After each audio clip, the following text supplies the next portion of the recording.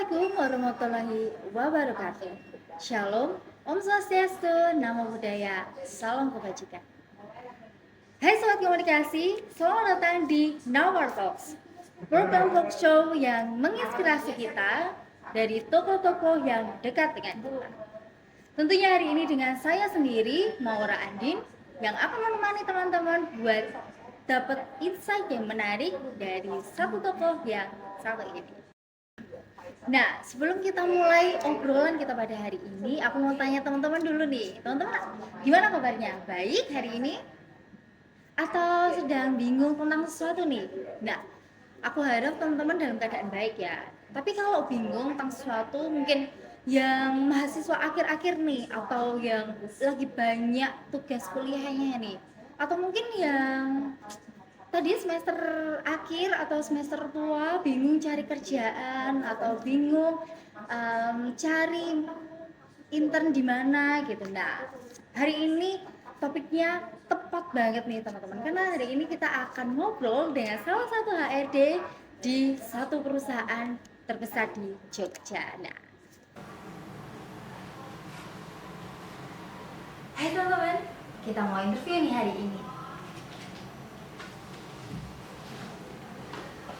Nah teman-teman, kita sudah ada di suasana yang berbeda nih, karena sebentar lagi kita mau interview dengan salah satu HR dari perusahaan di Jogja. Nah teman-teman, kita akan langsung sesi wawancara nih. Nah hari ini kebetulan banget aku sudah bersama salah satu HR yang ada di Jogja. Selamat pagi Bapak Andi. Pagi Mbak. Boleh perkenalan dulu nih sama teman-teman. Posisinya apa dan namanya nih, kita perkenalan dulu nih Pak. Oke. Perkenalkan, saya Andik. Saya di sini sebagai HR di London Group Business yang membawai 3 unit bisnis. Yang pertama bidang di F&B di London Bakery, klinik estetik di LBC Slimming Center, dan yang terakhir di klinik kecantikan di Chelsea Beauty. Wah, 3 ya Pak ya? Iya. 3 manajemen yang berbeda nih teman-teman, luar biasa sama Bapak Andi. Bapak Andi Widianto nih teman-teman. Nah Pak Andi, biasanya kan nge-interview orang nih Pak.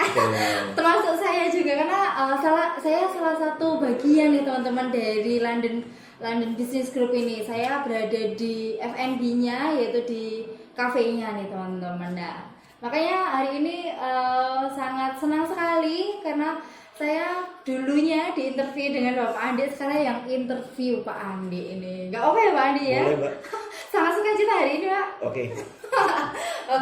Oke siap Pak Andi. Nah hari ini ada beberapa pertanyaan nih Pak tentang pekerjaan dan bagaimana Pak Andi memposisikan sebagai HR gitu Pak di apa namanya, di 3 manajemen yang berbeda ini Pak. Kendalanya apa, kemudian pekerjaan yang dialami apa, seperti itu. Oke. Nah kita langsung aja interview Pak. Boleh? Untuk yang pertama yaitu Bapak ceritakan tentang latar belakang yang mendorong Bapak bisa untuk berkarir di bidang HR ini Pak. Oke. Bermula dari ketika saya mengambil salah satu studi di salah satu universitas ternama di Jogja. Waktu itu saya mengambil tentang hukum ketenagakerjaan, di mana di situ saya melihat bahwasanya teman-teman yang bekerja di sektor swasta mengalami beberapa hal yang menurut saya memang kurang adil nih. Bergerak dari situ Mbak, saya ingin mengabdikan diri masuk ke dalam perusahaan, dan perusahaan tersebut saya bisa untuk membantu teman-teman nih dalam hal mulai dari hak-haknya, dan sehingga hak mereka itu tetap berjalan dengan sebagaimana mestinya sesuai dengan peraturan perundang-undangan yang ada.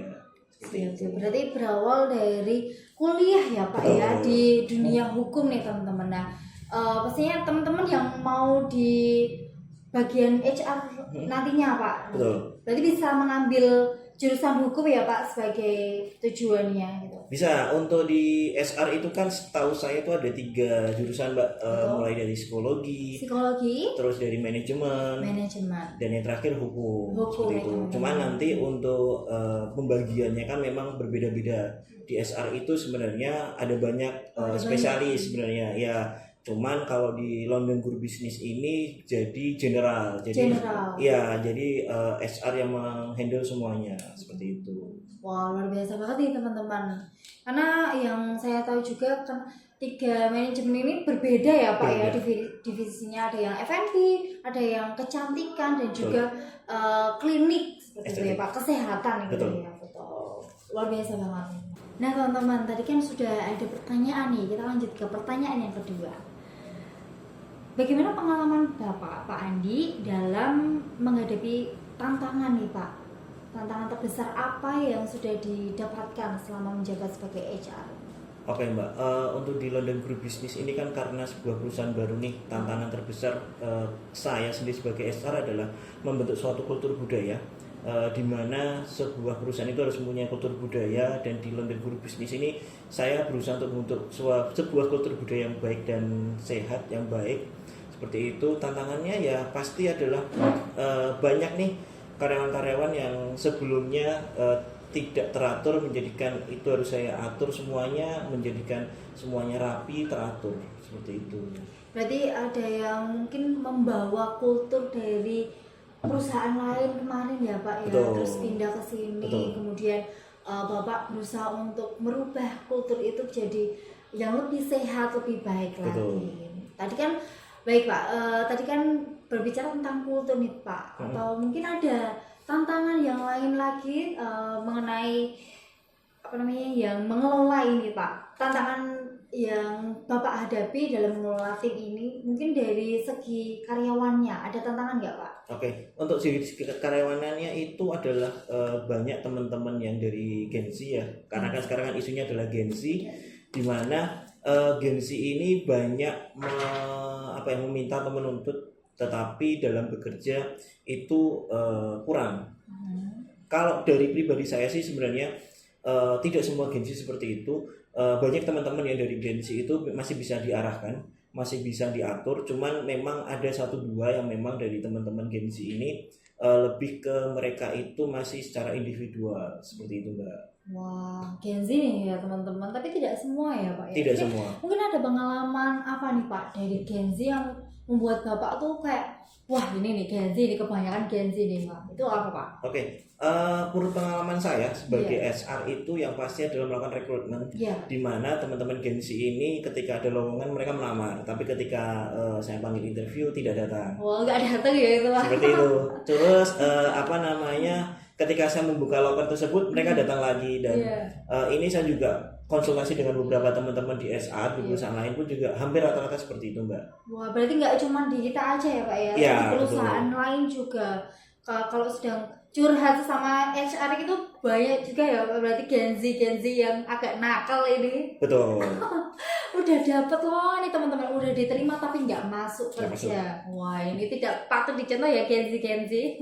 Kita harus jadi Gen Z yang sehat dan baik tentunya di dalam mencari pekerjaan.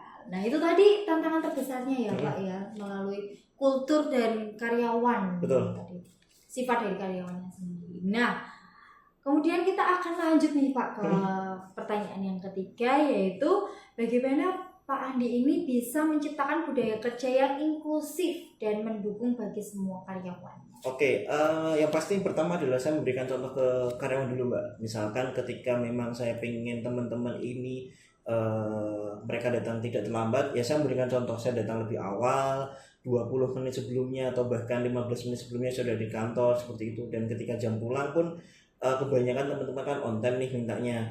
Di situ saya juga mengajarkan bahwasanya bisa agak mundurin sedikit karena kan nanti terkait dengan absensi dan sebagainya seperti itu. Terus di mana juga dalam bekerja kita juga harus saling menghargai sesama seperti itu, karena di perusahaan kita itu kan kita tidak hanya datang bekerja pulang, tapi kita membentuk sebuah keluarga yang baru.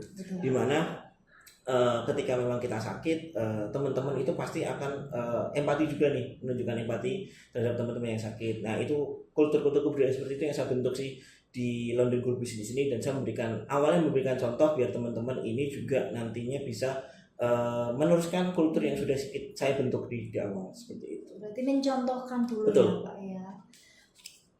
Bapak Andi ini memang sangat mencontohkan teman-teman, di mana beliau ini kadang-kadang kalau pagi belum pada datang tapi sudah datang duluan, malah kadang-kadang sangat-sangat awal ya teman-teman, 20 menit atau 30 menit sudah ada di bawah gitu menyapa kita gitu karyawan-karyawannya, itu luar biasa sekali. Nah, harapannya Pak Andi juga tentang kultur ini bisa karyawan bawah ya Pak ya, nggak cuma di dalam kantor aja tapi di luar kantor supaya bisa menjadi dampak juga ya Pak, Betul. menjadi contoh bagi banyak orang. Betul. Wah, luar biasa sekali ini teman-teman.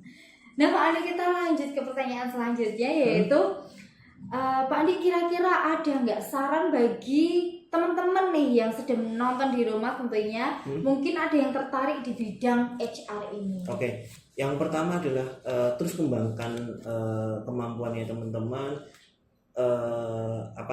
lebih ke empati teman-teman juga diasah, karena kan di HR itu banyak hal nih, ketika memang aturan memang saklek ya, tapi kan kembali lagi sebagai seorang HR kita harus melihat situasi dan kondisi Mbak, dimana aturan itu masih bisa kita ibaratnya simpangi dengan sisi kemanusiaan. Di selain itu juga kita harus lebih mengasah untuk keilmuan di bidang HR. Mungkin yang teman-teman psikologi lebih menggunakan alat-alat tes psikologi, untuk teman-teman yang di manajemen terutama manajemen SDM itu lebih mengembangkan ke sumber dayanya, sedangkan teman-teman di hukum lebih memperdalam dengan pengetahuan hukumnya, seperti itu. Berarti banyak ya Pak ya. Betul. Yang harus dipersiapkan teman-teman kalau mau berkarir di bagian HR ini. Nah, tadi kan yang mau berkarir nih Pak, mungkin saya sendiri mau tanya nih, apa yang perlu teman-teman siapkan nih? Karena mungkin teman-teman yang ada di rumah atau yang menonton ini adalah orang-orang yang mau mencari pekerjaan nih Pak, dan termasuk Gen Z tadi yang banyak sekarang mahasiswa akhir atau teman-teman yang mau intern. Nah, ini kiat-kiat dari Pak Andi ini sebagai HR, apa sih yang dicari gitu di suatu atau di seorang karyawan yang baik? Oke, yang pertama yang pasti adalah skill. Itu harus perlu di-upgrade, karena ketika kita punya banyak pengalaman tetapi pengalaman itu tidak diimbangi dengan skill yang ada, itu menurut saya juga nol. Yang kedua, attitude atau sopan santun dalam bekerja terhadap orang yang lebih tua atau senior seperti itu, dengan junior juga ya Mbak, sehingga antara attitude dan skill ini ketika bagus, menurut saya itu akan jauh lebih bagus. Plus satu lagi, komunikasi ya, karena skill komunikasi ini juga penting. Ketika kita pengalaman bagus, attitude kita bagus, semua bagus, tapi kita tidak bisa memberikan komunikasi dua arah seperti ini, maka apa yang kita punyai atau mampu itu tidak bisa tersalurkan ke orang lain, seperti itu. Betul sekali. Nah, tadi ada skill ya Pak ya, skill, kemudian attitude teman-teman, kemudian yang ketiga adalah skill komunikasi. Nah, ini teman-teman yang dari jurusan komunikasi juga sama seperti kita tentunya harus benar-benar menguasai apa yang sudah kita emban atau dapat nih dari perkuliahan kita. Sangat berguna ya Pak ya di pekerjaan tentunya. Betul. Wah, itu. Nah, mungkin itu aja Pak untuk wawancara kita hari ini. Kita sudah dapat insight yang luar biasa nih Pak. Tadi tentang rekrutmen ya Pak ya, tentang bidang HR, dan yang terakhir tadi tentang bagaimana mencari sifat yang ada di karyawan yang berpotensial gitu.